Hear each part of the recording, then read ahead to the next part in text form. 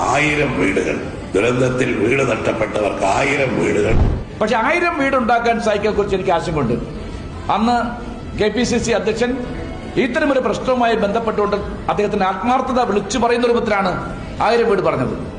എന്നാൽ 500 വീടെങ്കിലും പൂർത്തിയാക്കണം എന്ന ഒരു ആഗ്രഹമാണ് ഞങ്ങൾക്കെല്ലാം തന്നെ ഉണ്ട്. വരുമെന്ന് കരുതുന്നത് 100 വീടുകൾ ഞങ്ങൾ തന്നെ ഓഫർ ചെയ്തിട്ടുണ്ട്. ഞങ്ങൾ തന്നെ ഭൂമി വാങ്ങിച്ച് ആ 100 വീട് പണിത് കൊടുക്കാൻ ഞങ്ങൾ തയ്യാറാണ് എന്ന് നമ്മൾ അത് അറിയിച്ചിട്ടുണ്ട്. രാഹുൽ ഗാന്ധി തന്നെ അദ്ദേഹം അവിടെ MP ആയിരുന്ന ഒരാൾ എന്നുള്ള നിലയിൽ യൂത്ത് കോൺഗ്രസ് പ്രഖ്യാപിച്ച വീടുകളും ഈ സ്ഥലം കണ്ടെത്തുന്നവർക്ക് ആ വീടുകളും തീർച്ചയായിട്ടും നിർമ്മിച്ചു കൊടുക്കുന്ന കാര്യത്തിൽ ആർക്കും ആശങ്ക വേണ്ടതിനകത്ത് സംശയമില്ല.